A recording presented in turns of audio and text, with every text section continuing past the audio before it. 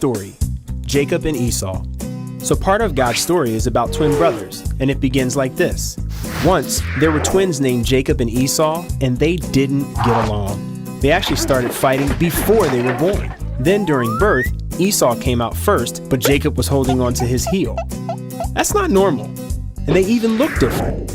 The Bible says Esau's body was covered in so much red hair, it was almost like he had clothes on. Jacob's skin was smooth.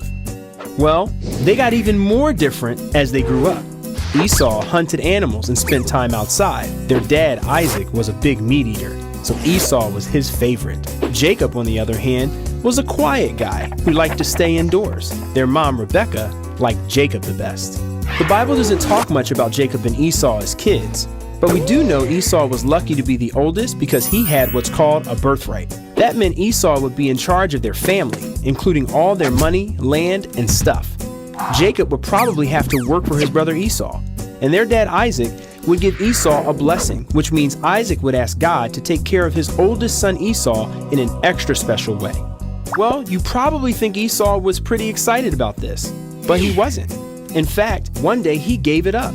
He'd just returned from a hunting trip. Since he was out killing animals all day, he didn't have time to eat. He came home starving. Jacob was making stew, so Esau said, "Quick, give me some of that stew. I'm very hungry." Now, Jacob was a little sneaky, so he didn't just share the stew with his hungry brother, which would have been nice. Instead, he said, "First, sell me your birthright." And guess what? Esau said yes. It's a little like paying $1 million for a bowl of mushy soup.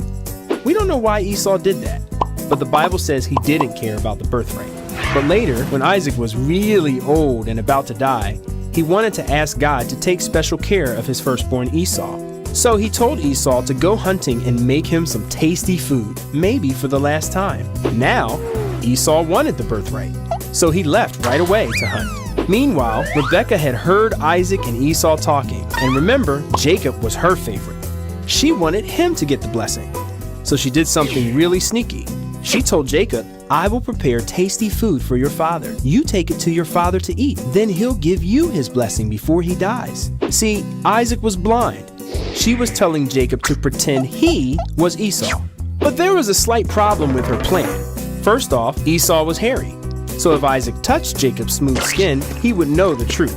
The Bible says Esau had a certain smell too, which might be a polite way of saying he stunk. I mean, imagine how smelly a guy would be if he was always sweating and getting dead animal blood stuck on his clothes and matted in his hairy skin. And this was before deodorant. So even though Isaac was blind, he might smell Jacob or touch his smooth arm and know the truth. Well, Rebecca was sneaky like Jacob. She told Jacob to put sheepskin on his arms and wear some of Esau's smelly clothes. Now Isaac would never know. And even though Isaac wondered why the voice sounded like Jacob, guess what? The trick worked. Jacob got the blessing. Now Esau would have to work for him. As you might imagine, Esau was furious. In fact, Rebecca had to help Jacob run away so Esau wouldn't kill him. What's really crazy about this story is Jacob messed up big time, but he really did get God's blessing. Esau even forgave him later. We don't know why God let this happen, but the truth is we all mess up sometimes, and God still wants us to be part of his story. And that's the story of Jacob and Esau. So,